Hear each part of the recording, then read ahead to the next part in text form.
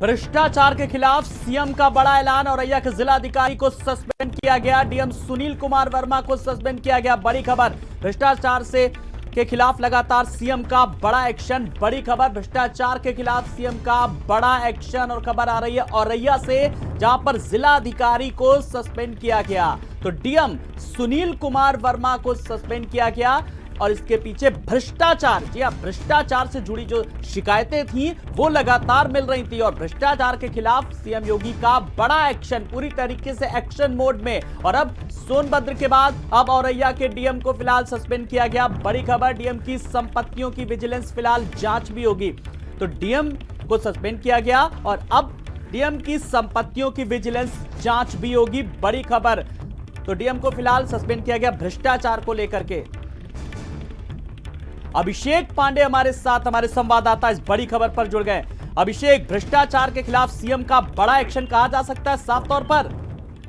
जी हाँ, बिल्कुल। आप देखिए, लगातार मुख्यमंत्री ने अपने सख्त तेवर दिखाए हैं और अब गाज गिरी है औरैया के जिलाधिकारी सुनील वर्मा पे भ्रष्टाचार के तमाम मामलों में। और साथ ही साथ जन सुनवाई ठीक से नहीं होने की तमाम शिकायतें मिली थी। मुख्यमंत्री ने इस पर कड़ा रुख लिया और फिलहाल उनको निलंबित कर दिया गया है। इतना ही नहीं, भ्रष्टाचार के कई मामले उनके ऊपर आ रहे थे, तो प्राथमिक दृष्टि से वो सही साबित होते हुए पाए गए, इसलिए विजिलेंस जांच भी कराई जाएगी डीएम औरैया की। तो ये एक बड़ी खबर है, क्योंकि गाजियाबाद एसएसपी, सोनभद्र डीएम के बाद औरैया के डीएम और 2 पीसीएस अधिकारियों भी इस बार चपेट में हैं। और मुख्यमंत्री ने जो सख्त तेवर दिखाए हैं, जो कार्रवाई की जा रही है भ्रष्टाचार के खिलाफ, उसकी ये कड़ी में है कि जहां पर औरैया के जिलाधिकारी को फिलहाल निलंबित कर दिया गया है। विजिलेंस जांच भी कराई जाएगी। जी अभिषेक, भ्रष्टाचार के खिलाफ एक बड़ा एक्शन है और इस कार्रवाई के बाद कहीं ना कहीं अन्य जो अधिकारी हैं उनके लिए भी साफ तौर पर एक अलर्ट के तौर पर कहा जा सकता है कि एक संदेशा है।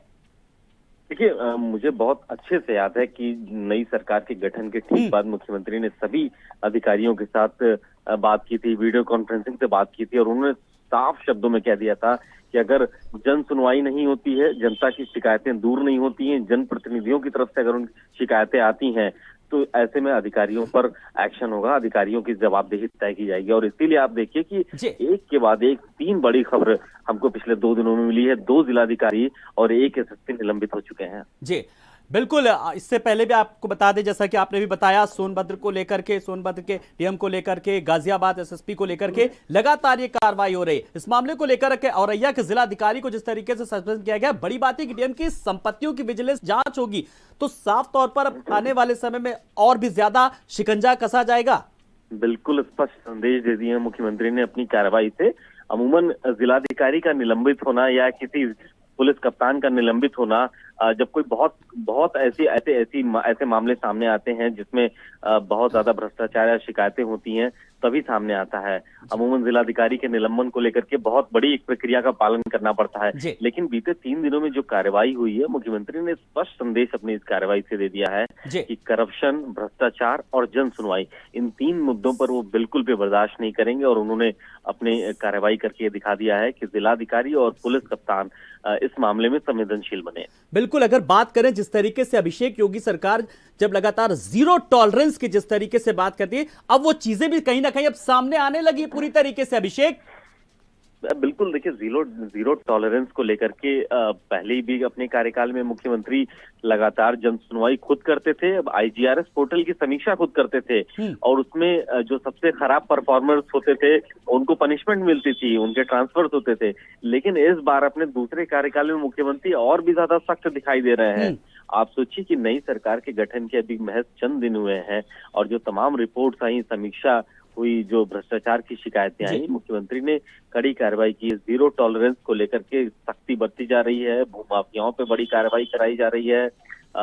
ये जो सरकार का कड़ा कदम है, एक स्पष्ट संदेश है सभी के लिए कि आपको जन सुनवाई में बेहतर होना पड़ेगा, भ्रष्टाचार से दूर रहना पड़ेगा। बिल्कुल, और अपना 100% देना है। और इस बात का अभिषेक अगर बात करें तो अंदाजा इसी बात से लगाया जा सकता है कि जब शपथ ग्रहण के अगले दिन ही लोक भवन में किस तरीके से अधिकारियों को भी बुलाया था ये और पीसीएस अधिकारियों को, उस समय भी उन्होंने मीटिंग में साफ तौर पर अधिकारियों को एक संदेशा दे दिया था।